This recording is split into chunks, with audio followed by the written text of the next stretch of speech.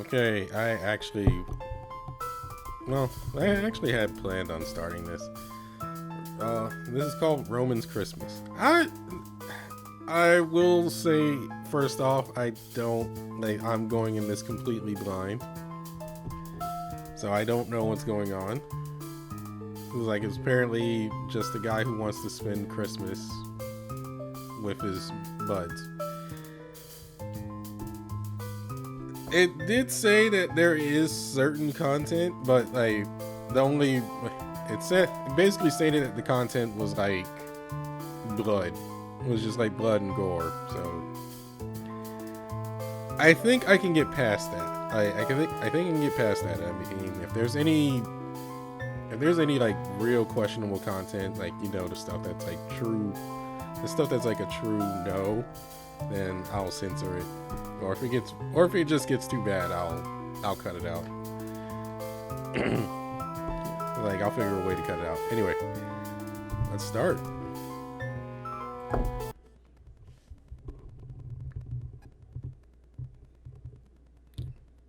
A brief history of Apollyon.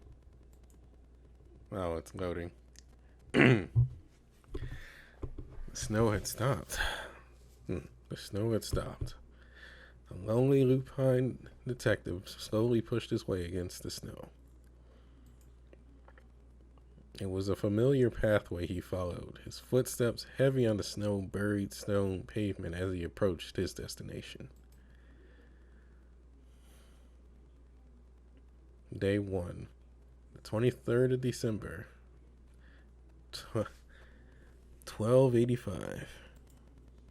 It's 2 days until Christmas. And 2 days until the end of my fast. Oh, dang, you fasting? You fasting, sir? As nice as it is, oh boy, I'm already at swords.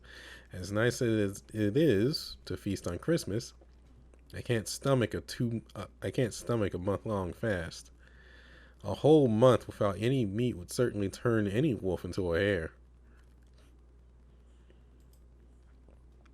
Next time I'm not fasting for a month just to solve a case.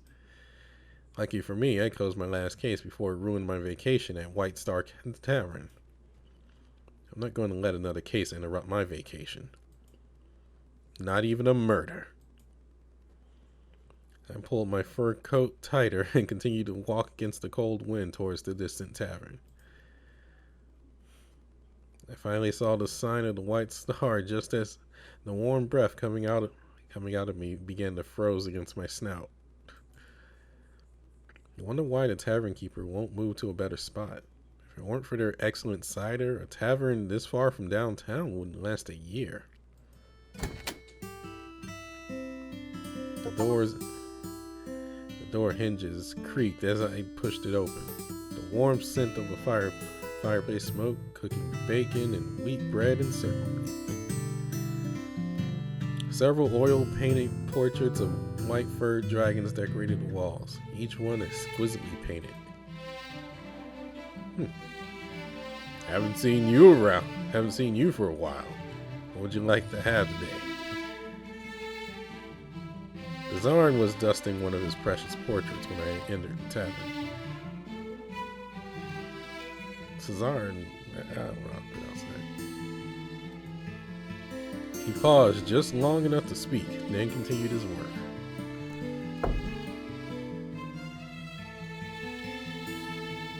So Roman's a gray wolf. I'm a gray wolf, 32 years old. I'm a detective by profession. Hold on, I got it. An azure scale dragon, 40 years old. Sorry, an azure scale dragon, 40 years old, that runs the White Star Tavern. Loves white furry dragons. He's a great cook. No clue. Okay. Why does an azure scale dragon like him love white furred dragons so much? Maybe I'll never know. Same as usual. But my fast doesn't break until the day after tomorrow. No, got it.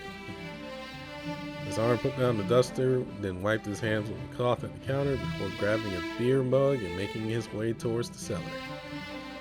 I hugged my coat on the hat stand and sat beside the fireplace to warm myself up. What a coincidence to meet you here. Come out buy me a drink to celebrate this moment. Anzox must have heard me come in and rose up from the corner to approach me, bringing his loot with him. He's a bard, but one without a patron to support his artistic career. He's also something of a detective fanatic, though I doubt he has the necessary talents to actually be one. Nowadays, he travels between taverns to sing for his supper, all while hoping to find some rich, noble patron who will appreciate his talent and shower him with wealth. Oh, the life of a YouTuber.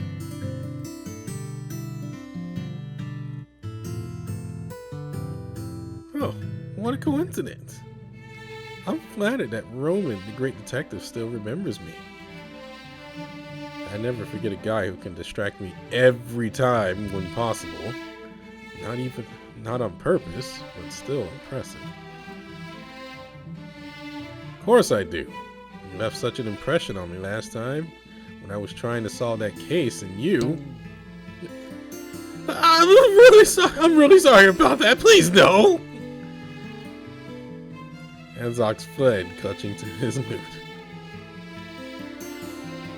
Great. Saved a pint for myself. It's almost dinner time, but there's no other customers here. Is it because of the heavy snow? I'm starting to feel thirsty after staying by the fireplace for too long. What's keeping Zarin from bringing up the booze?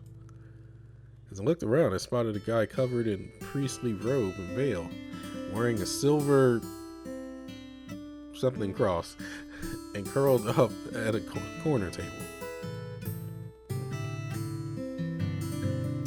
I can't make out his face in the candlelight. His mug of cider is still full and untouched. Who in the hell would? Is that a disguise? Hasn't he heard the saying about tigers changing their stripes? Zara came out from behind the counter and handed me a mug of cider along with a note. That's elegant if you find anything regarding her. Keep it to yourself. Her? Whatever. I've seen stranger things. I shoved the note up my sleeve, drank a gulp of cider, and purposely let out a loud belch. I can't belch at the moment. Sorry. I relaxed in my usual chair, enjoying myself in the quiet, familiar atmosphere of White Star Tavern. Looks like we're the only people here tonight. The logs in the fireplace were making tiny crackling sounds. Zarin sat behind the counter, reading the cookbook his father left him. Anzox was playing his lute. Elegant had gone upstairs a while ago. Did I miss a character? Ah, yep. Elegant, mysterious person. I failed to notice that she was a woman. Won't comment on that.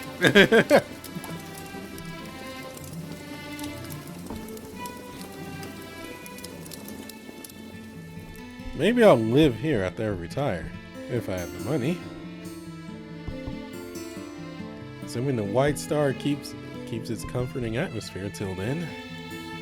Come to think of it, what should I do to kill the time before dinner is served? I brought a book called A Brief History of Apollyon with me to do some reading during my vacation. Although I don't really think this little book can tell me anything about my homeland I don't already know. I could also check out White Star's special Christmas menu. Can't have any meat for another 2 days, but a glimpse of a good menu and a little bit of imagination won't break the rules. Maybe I'll just take a nap. Could use a good nap after losing sleep for almost a month. Meat got you down that bad, huh? Let's see.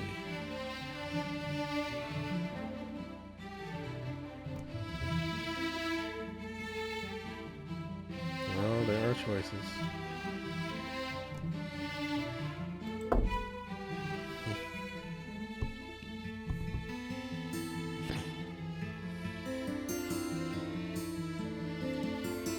What should I do before dinner?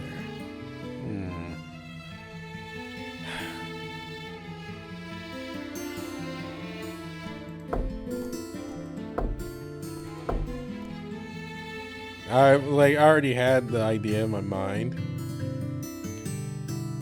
A brief history of Napoleon. Might as well do some serious reading. Took out the book A Brief History of Napoleon I borrowed from a crime scene from my bag. It's a cheap little book printed with movable type printing and distributed among the citizens of Napoleon. The king believes that if the citizens know more about the country's history, they'll be more loyal. Thus, he rewarded the minister who invented the printing technique and built 3 machines to print these things day and night. Although most of the books handed out in the slums end up being more useful for starting fires than quality toilet paper, still, it's better than nothing. Brief History of Napoleon. Dedicated to the great Helios II. May God bless him and his subjects, and may the sun shine upon this glorious land forever. Napoleon, the country we live in, was established by the father of Helios II, Helios I, the pioneer. On the 4th of September 1169, a great earthquake endangered the reign of the ruling nobles. After the earthquake, brought as God's punishment on the blasphemous nobility, God chose Helios I, the pioneer, to execute his divine wrath.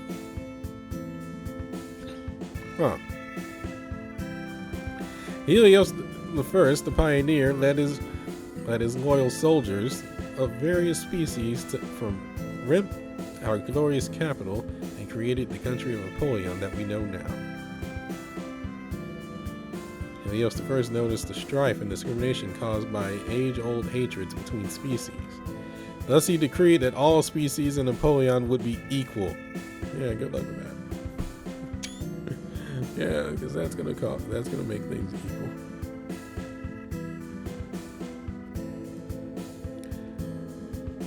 On the 1st September 1230, Helios II ascended to the throne after Helios I's demise.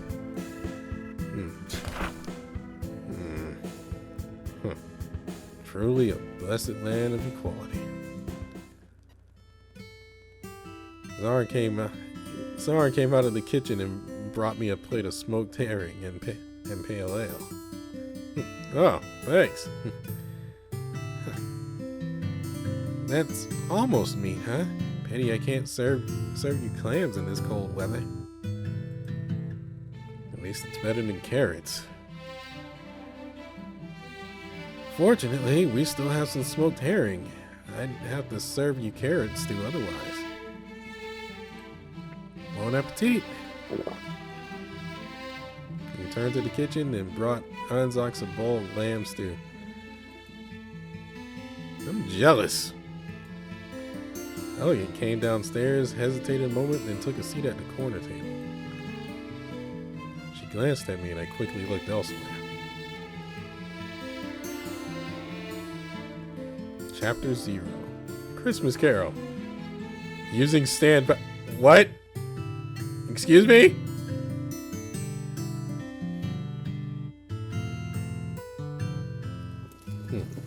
After dinner, I sank into a rocking chair near the fire and let myself relax. The logs in the fire, heavy with pine resin, crackled and popped as the chair slowly swung back and forth with a creaking noise. I haven't sat in a rocking chair in ages. I would love to. Oh God, I'm old. Not a whole lot of customers this month. Zarin brought a chair and sat down next to me, gazing into the fireplace. Uh, don't worry so much. Give it a couple of days and you'll have as many customers as you had in the years before. And I get the feeling this year might be a little different. Can't really tell why now. Perhaps the howling winds outside are keeping the customers away?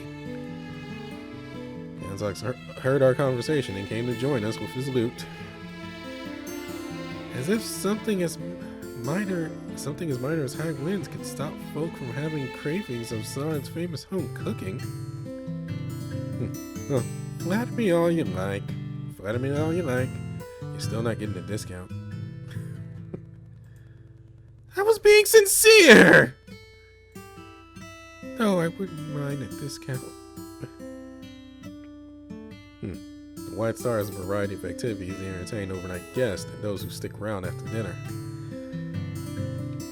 There's darts competition Saturday evening. If all players are friendly and there's no authorities around, Zaren will cover some tables with blue flannel and take bets. I doubt anybody like that would be out in this weapon. I elbowed Zaren quietly and gave him a wink. Not tonight. He glanced over toward Elegant before whispering to me with one hand hiding his mouth. After all, we don't know her that well. Let's hold off on the gambling for the time being. Well, if you think of something else, let me know. I'll see if I can keep myself occupied. What do you want to do tonight? Having no idea now. Story of my life.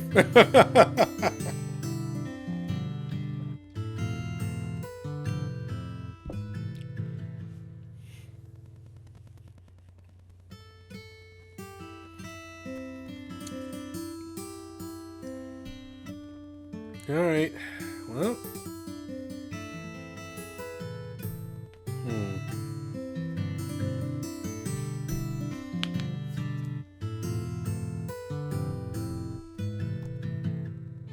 I don't know where my choices would lead at the moment, so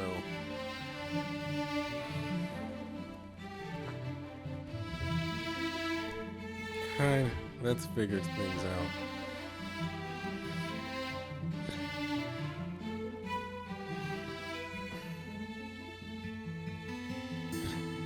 I mean, he's nice, so might as well listen to his music. So what's new, Anzox? Sure.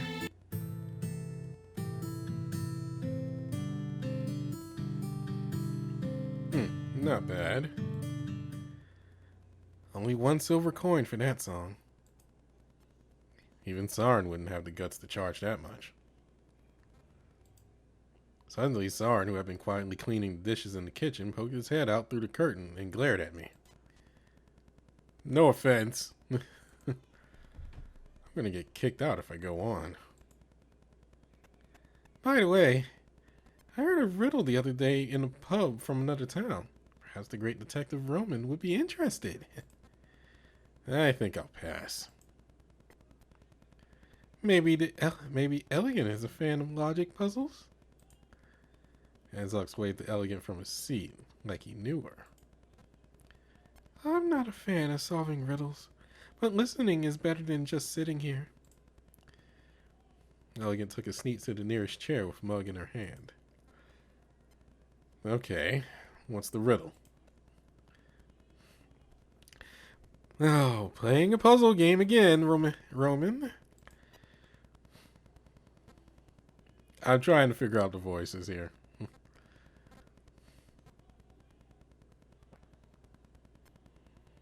Zaren emerged from the now cleaned kitchen and came to sit by the fire. Yes, you came just in time. I'm not really in the mood. Hear a story or go to rest.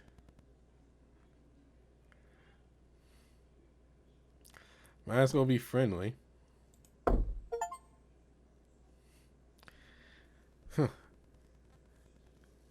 It's not like you got anything better to do. It's not like you got anything better to do. You can just listen and let us solve the puzzle if you want.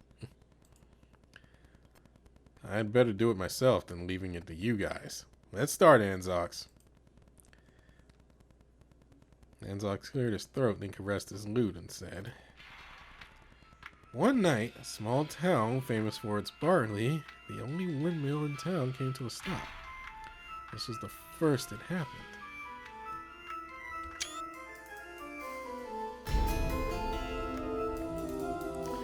Since the mill was so vital to their work, the villagers rushed out to check the mill. From afar, the villagers saw the windmill blades were no longer rotating. They thought the sudden wind and snow had broken the transmission shaft that ran the mill. The villagers came to the mill, the ground covered in thick snow over their ankles. The dark wooden mill towered over them, while in the expanse, the blades turned in an ominous position, looking like an inverted cross. Huh. I assume this was a puzzle, not some bard tale you used to coax coins from drunkards. Elegant's tail swished as she impatiently drummed her fingers on the tabletop, while Zarin sat and listened attentively. It's not as though you're paying me, so just sit and listen. Ahem. Allow me to continue.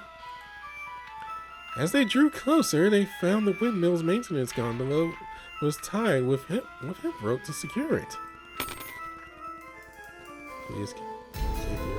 Please click the view button to view specific evidence.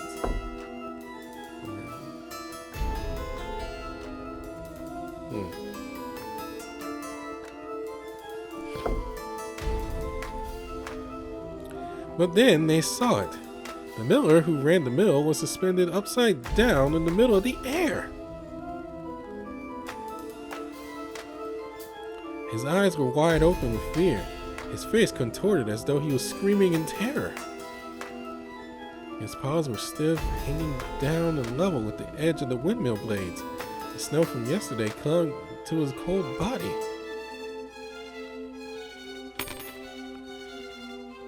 How ironic that the object used to ensure safety had become a lethal weapon. No one could imagine that.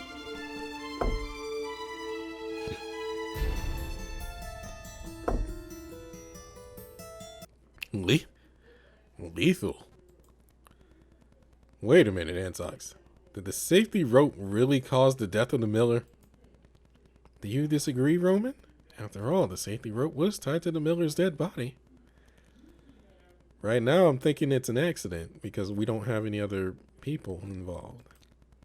Yes, but why can't the safety rope be the murder weapon? Let me look at the clues. Ordinary rope tying the miller on the maintenance basket. The miller's body was hanging upside down, his hands level with the windmill blades.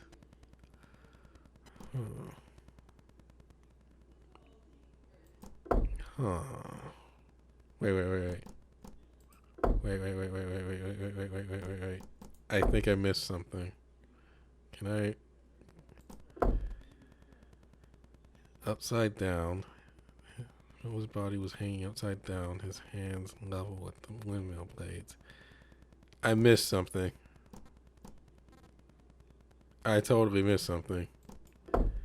I wish I could review the text.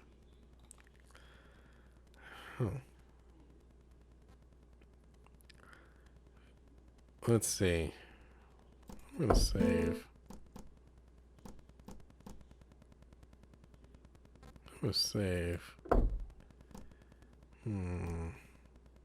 I'm missing something.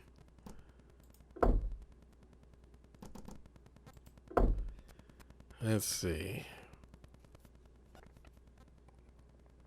How was he tied though?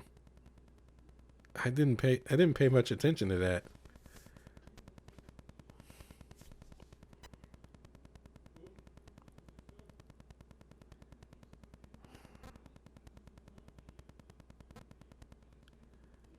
If it was used to murder him, hold on. There's something missing. I'm checking. Like I am. hanging upside down, his hands level with the windmill blades.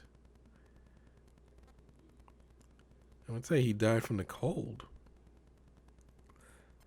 Someone had to tie him there. Although, at the same time, well, why would you use the same? Well, okay.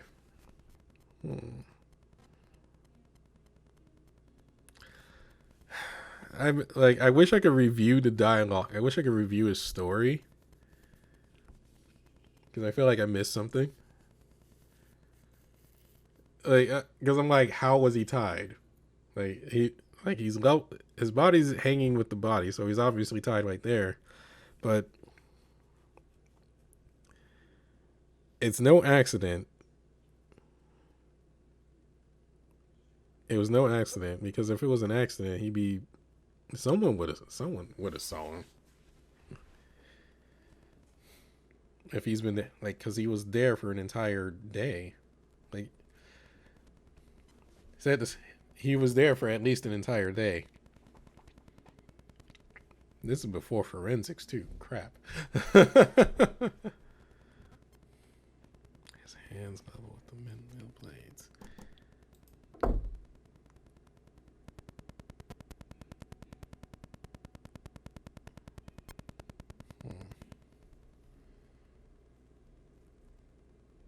If I had a picture, I could be like, okay, yeah. But tied around the neck would say that he was murdered by the rope. But if you were tied around the waist or the ankle, not necessarily. Because then that would say that he died because he was frozen to death. Died because he was frozen to death. At the same time, you can't put it past him. At the same time, you can't put it past him to be like. At the same time, you can't put it past him to say like, "Hey, somebody came in, murdered him by choking him out with the rope, and then just tying him up anyway." But there's nothing from what I remember. There's nothing that says that he was attacked. So it had to be tied to his ankle. That's what I'm going with. It can't be deadly if it's tied to the ankle. Is it like that sport from overseas? What do they call it? Bungee jumping? Correct. The safety rope is typically tied to the ankle or waist. Considering the position of the body, the only possible way was tied to the ankle. That is indeed true, but there must be something that killed the miller. We can discuss that. We can discuss that next. Go on then, Anzox. As I was saying, the miller had died in the windmill, where he had spent his night and days. The local police initially determined that the old miller was trying to repair the windmill while he was drunk.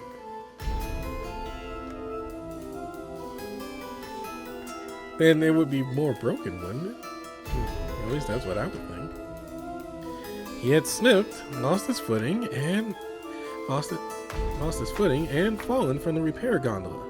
However, the cause of death was still unclear, though his head might have struck the windmill.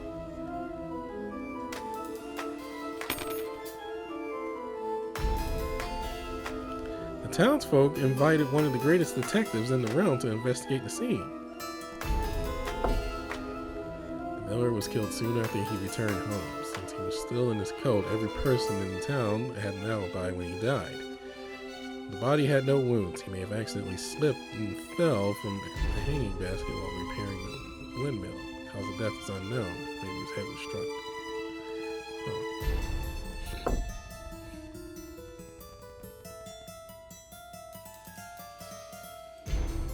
He was an old-fashioned detective and refused until he was paid no less than 13 rayar in all travel expenses. 13 rayar? Well, no, wait, that's me. 13 rayar. It's 910 sate.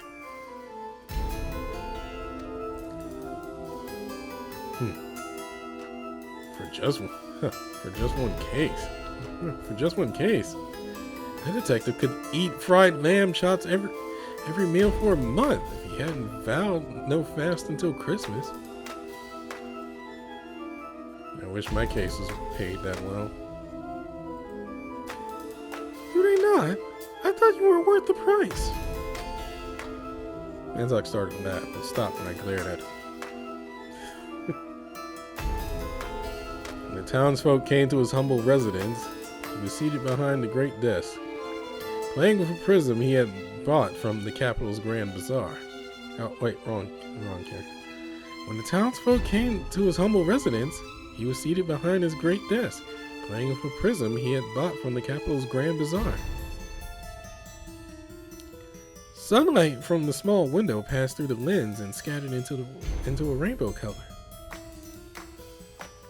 After listening to the villager's account, the detective struggled to get up from his easy chair with a cane, then asked his only servant to call the carriage. This would be one of his few field investigations. One problem was that the description of the crime scene is not detailed enough to his liking.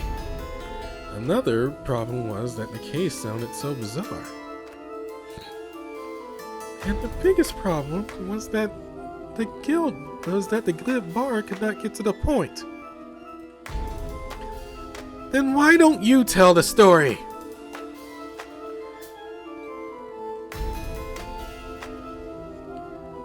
It's fine. The details make the story more vivid, even if they are irrelevant. The day after the body was discovered, a detective arrived at the town in the afternoon. He learned from the gossip in the tavern that on the night of the miller's death, 2 people had spent the night in the mill, but they both had alibis. Who were they? One was the miller's daughter. The other was the miller's apprentice. They had spent the night in the mill as usual. Write that down, write that down, write that down. About those 2 people. I'd like to know.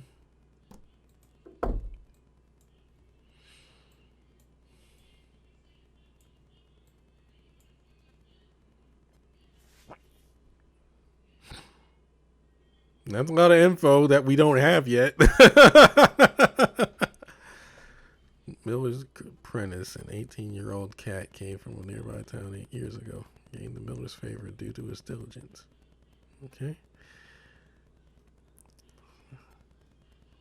This is probably supposed to say his daughter. Snowy night, his body was found hanging from the windmill. Okay. Okay. I'd like to know. About the miller's daughter. I'd like to know about the miller's daughter. Elena, the miller's daughter. She's 16 years old and a gray wolf. She had no shortage of suitors in the town, and even caught the eye of a few local nobles. And not just because her father's wealth. She was also renowned for her beauty. She had been the dream girl of every bachelor in town since she was 14 years old. Remember, this is set in the year 1200, so life expectancy isn't exactly that high yet.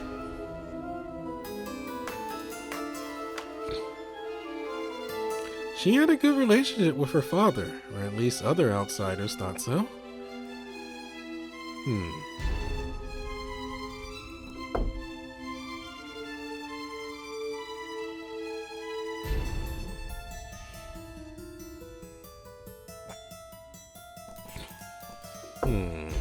I would also want to know about the apprentice. What about the miller's apprentice? The apprentice's name was Hans. He came to the mill from the next town 8 years ago. At that time, he was just 10 years old and all alone in the world. No parent could be so cruel if it weren't for money. Ain't that the truth? Fortunately, the miller treated him well. The apprentice was also very clever. He always seemed to be able to succeed no matter how complicated the miller's orders. Recently, there was a rumor that he had a close relationship with the miller's daughter.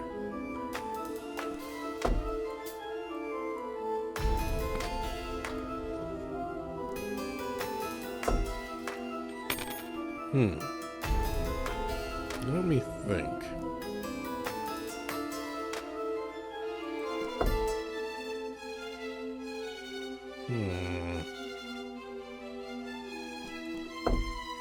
Go on, please. I have to say, those two caught my interest. Please, go on. Well, hey, what about the miller's reputation? The miller had lived his entire life in the town and had no enemies.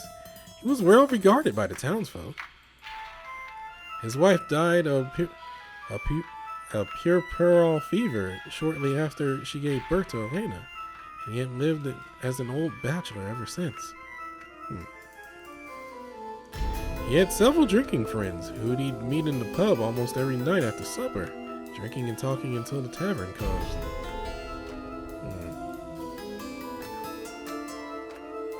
It sounds like one of the tavern's regulars.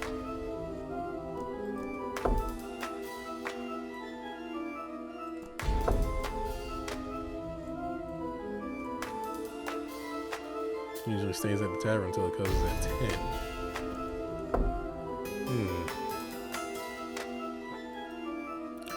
Some folks at the tavern provided the detective with additional information. The miller had been extremely generous recently, and one day he'd even bought everyone in the tavern a round of ale in celebration. And that's all the information on those present. Having gotten his fill of gossip from the noisy drinkers in the tavern, the detective left the tavern and went walking toward the mill. Within 10 minutes, the detective arrived at the mill. It was clear and windless. Morning. The snow at the gate of the mill had been swept away by the overzealous villagers. The detective, relieved and cautious, checked the snow from the outside. The snow was unexpectedly clean.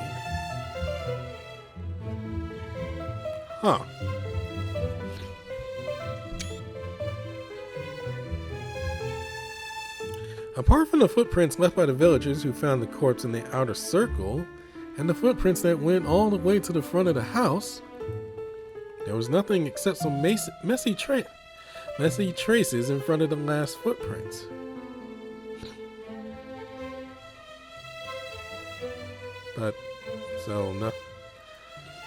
It seemed there was no shortcut or alternate entrance.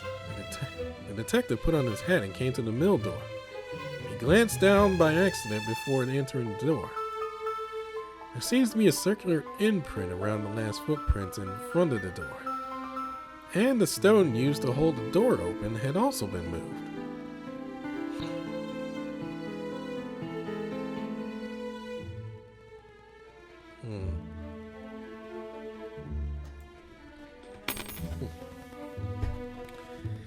Stepping inside, the detective made Elena, who was covering her face and crying, and Hans, who was comforting her. The body of the old miller was still hanging on the windmill, swinging like a pendulum in the wind. Didn't you say it was windless? You want to listen to their testimony or go straight to the scene? Hello?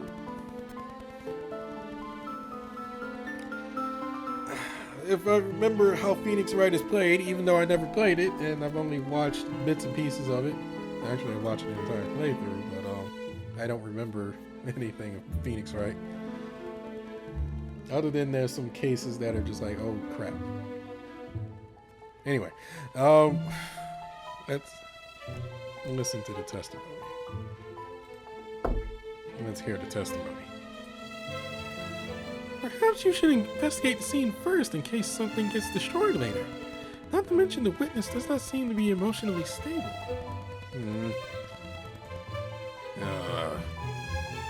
Maybe you should listen to her, even Even though she is a... Uh-oh. The detective first went up the stairs to check the scene of the death. Anzac quickly sketched something on a piece of paper and handed it over. The mill is divided into 3 floors and is about as tall as 5 people.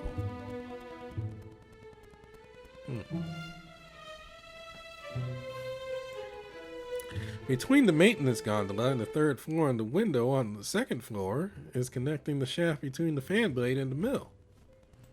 The maintenance gondola is extremely narrow and long, and about as wide as an adult's foot.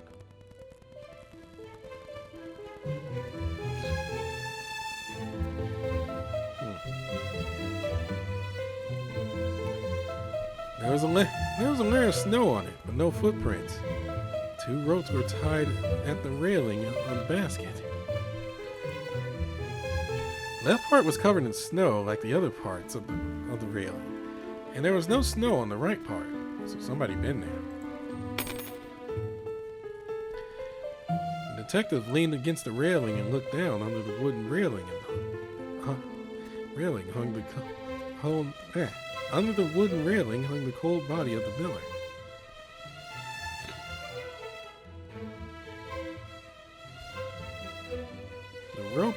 The rope on the left has only a section of rope swaying in the wind like a peddler who dared not to go home without a sail.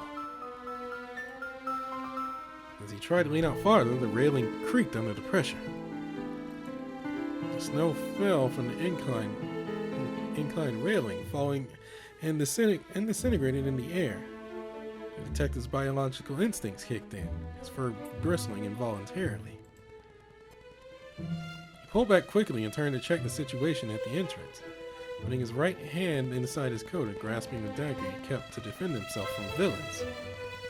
It was a gift from his first love. Every time he held the dagger, it reminded him of the temperature of her palm on that fateful day. Are we listening to a love story or something? Please, 1 elegant is enough! The detective turned around and found nothing behind him.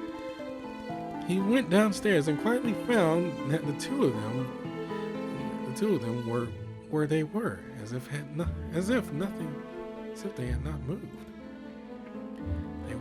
He went back to the 2nd floor and looked up from the window.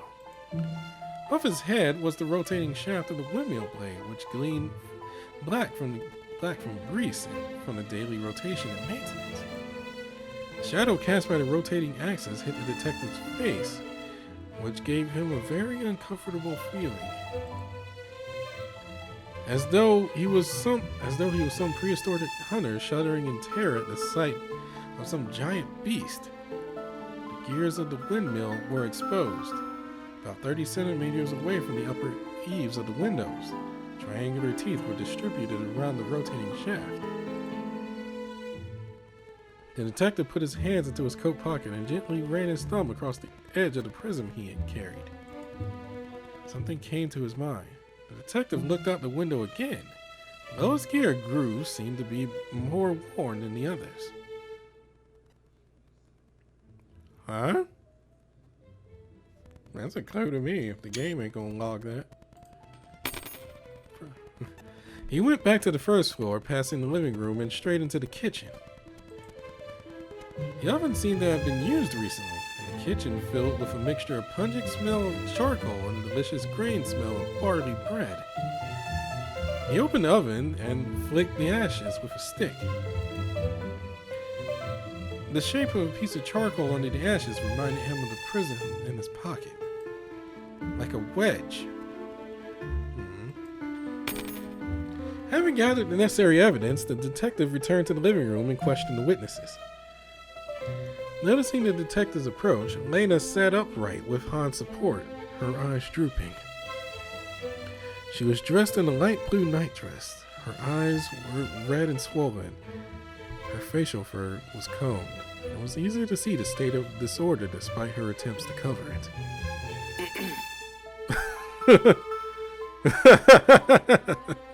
Anzox coughed a few times when he spoke again. He was in a higher, feminine voice. Welcome, Mr. Detective. I assume this visit is related to my mother's death. Oh my god! I am distraught for reasons. I'm the one that's distraught. God. Like, I do. I assume this was related to my father's death.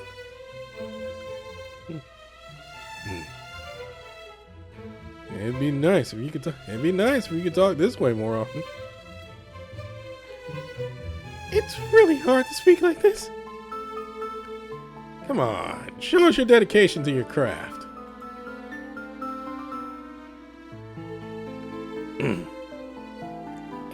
It took the detective 10 minutes to persuade the apprentice to go upstairs with his servant, lest one of their testimonies influence the other.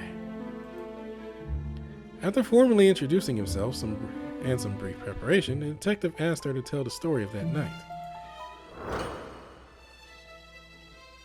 Testimony of Elena.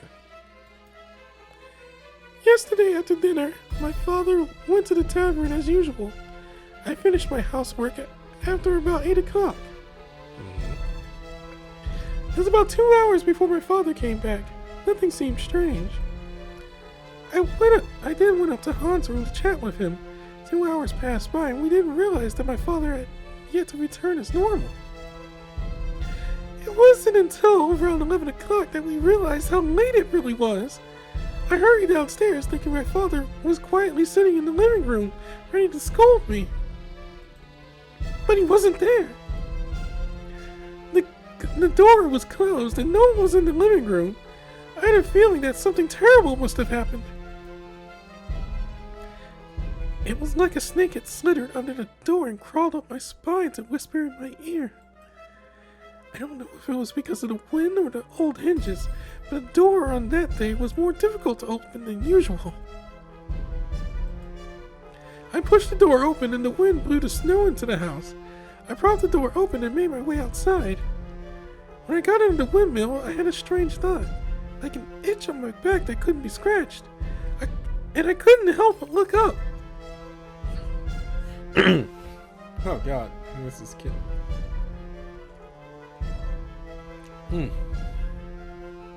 Hanging above my head was a purple face that was swollen and swaying in the wind. His eyes were as prominent as a goldfish's. Saliva had flown down his open, screaming mouth, frozen to ice from his snout and fur. I was frightened, so I rushed back into the house and closed the door. I couldn't sleep afterwards. Every time I closed my eyes, I could still see that face. I can't believe that was my father! As she finished her description of the horrible situation, Elena collapsed on the sofa with her hands covering her face. At this time, the detective smelled something fishy in her testimony. Why didn't she report it? After thorough thought of her testimony, the detective found the irreconcilable contradiction between the testimony and the evidence. Which evidence contradicts the testimony? Okay.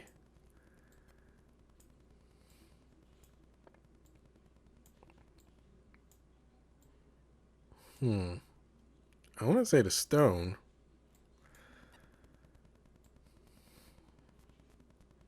Miller went to the pub after dinner. Elena's went to Hans' room for a chat from 8 to 11. Didn't it just say 8 to 10 in the... I'm going to have to check the tapes.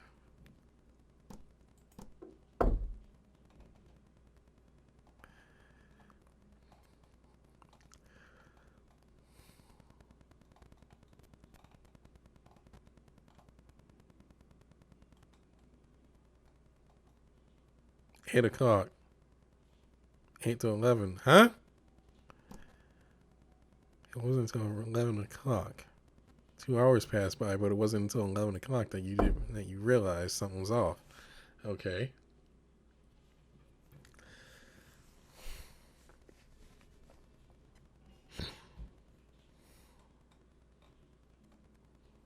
Nicole has nothing to do with it, so we can rule that out.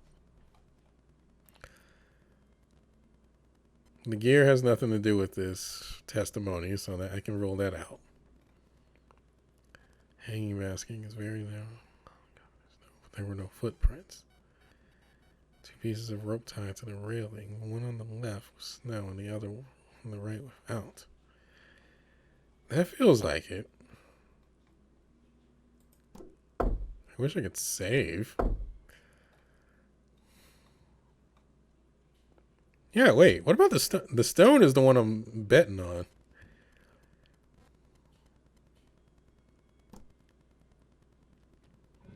There were circular imprints around the last footprint in front of the door.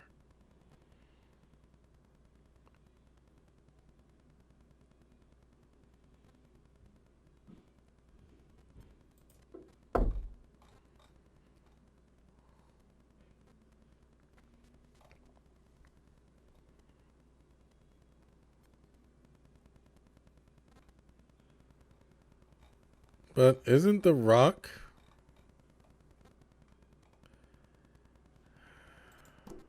I want to bet on the rock. I want to bet on the stone. They'll hold the gate for easy access. Well, wait. No. Wait.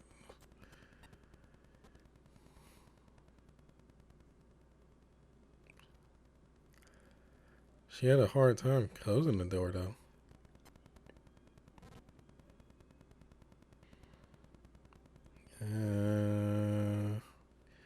Footprints or stone?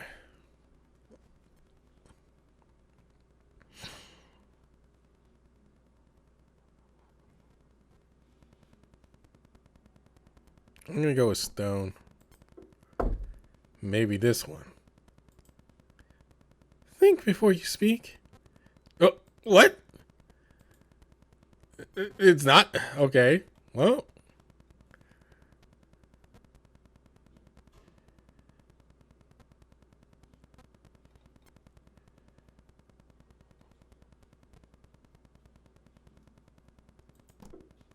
Footprints.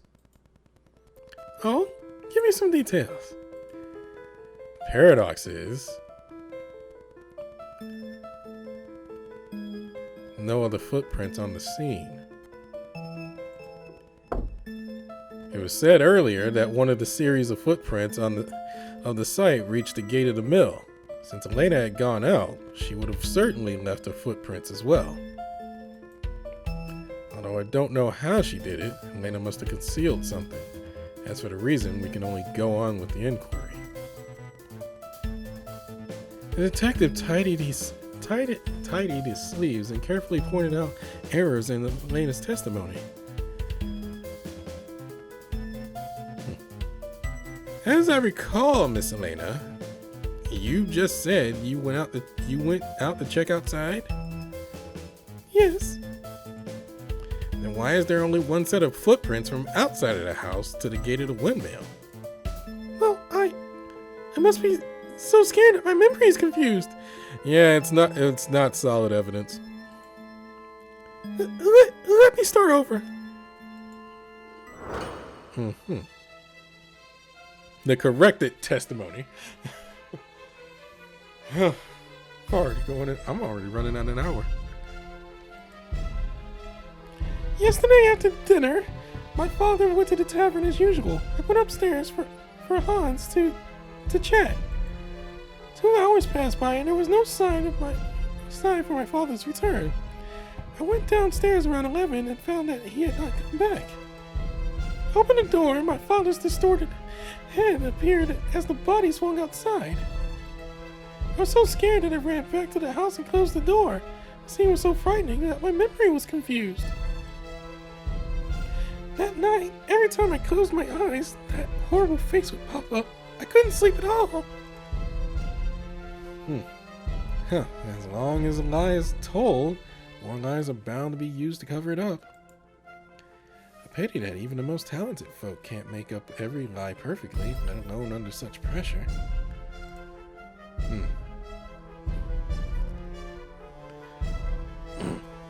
Hey, hold on. What?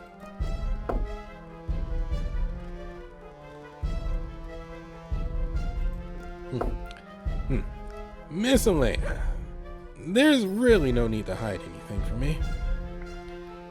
Even the detective saw through the lies she made up this time. Which evidence contradicts the testimony.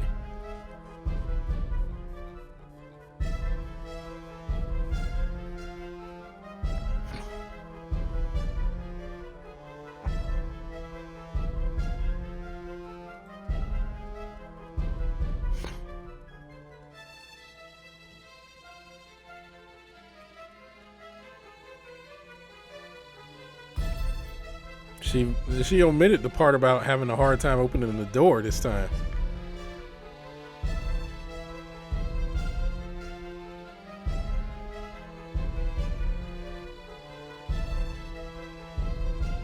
Yeah. The door. Like, he was dead at the...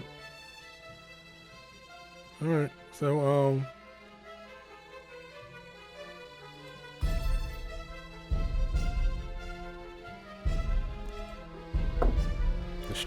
The structure of the mill contradicts the testimony. In what way?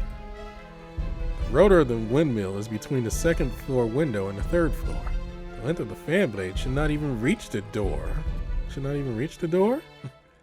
You're close. What? Well, I have the picture of I had the picture of the mill wrong in my head.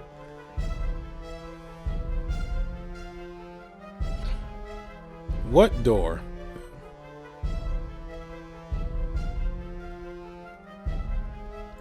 The hanging basket. Take a look. It's a breakthrough of the case, I think. Why a breakthrough? Because I don't know. Cut it out and get to the point. Okay. Like, she opened the door. This time she opened the door and then went back inside.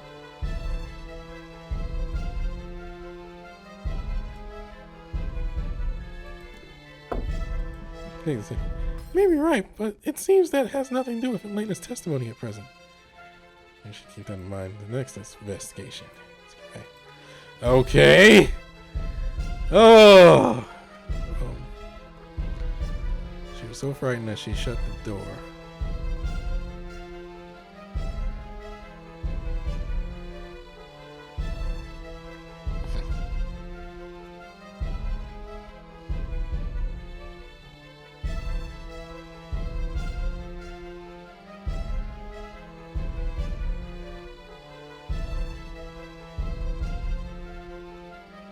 How'd she know he was dead?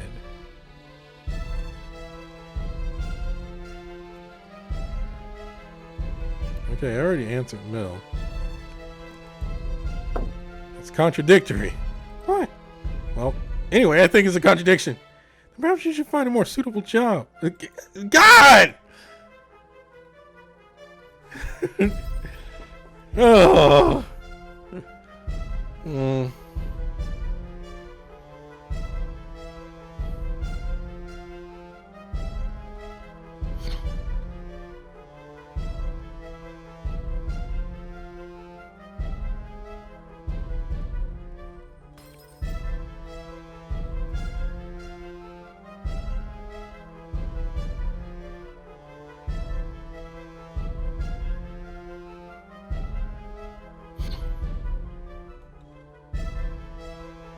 What is the answer?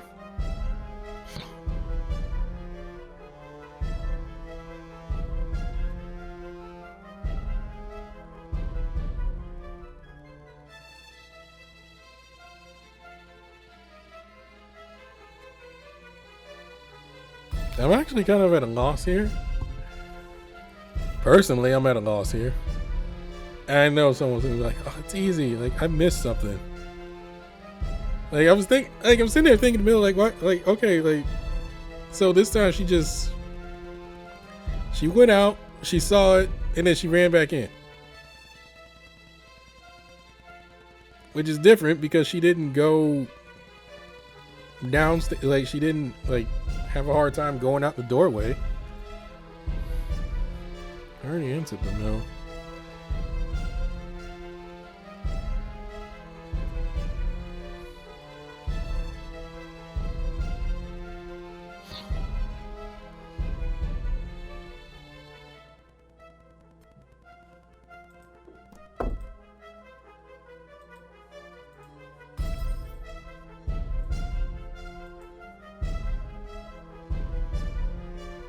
God, I don't know. Right now, like my mind's trying to draw. My mind's drawing blanks. It's not this. It's not footprints. It's not the stone. It's not the mill. I think I answered hanging basket.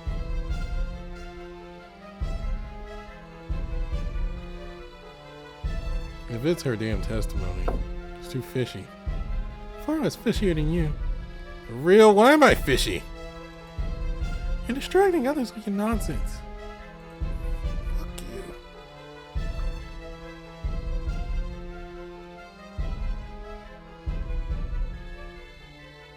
you. Dead at the door.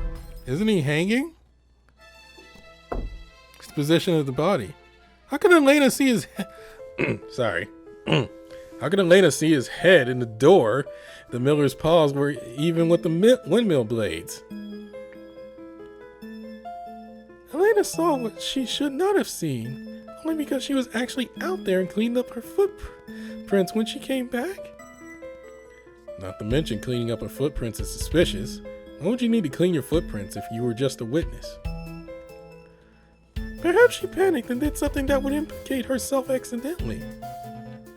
Or the whole scene she described was just some sort of delusion? That could be true. Fortunately, it's only a puzzle. If this were a real case, it could never be solved. I'm just confused. How long will it take for you to figure out? If you cannot get your ideas into shape, then you should probably stay quiet. You can leave. As you said, you saw the face of the deceased on the door. This is definitely impossible for you with the current position of the body. Oh, there's a detective. As you said, you saw the face of the deceased in the door. This is definitely impossible for you with the current position of the body. Corpses simply don't move after death, do they? How could? I don't even know!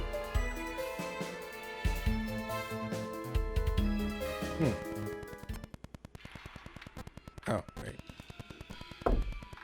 Elena screamed hysterically and ran out of the living room. It seems that he couldn't get near her for a while.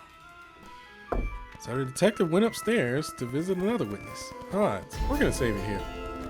Alright, we're gonna save it here.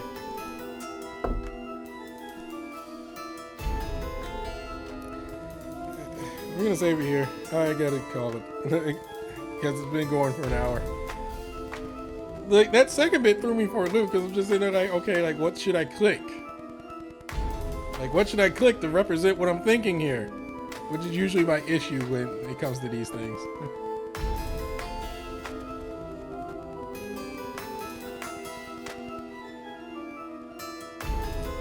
Alright.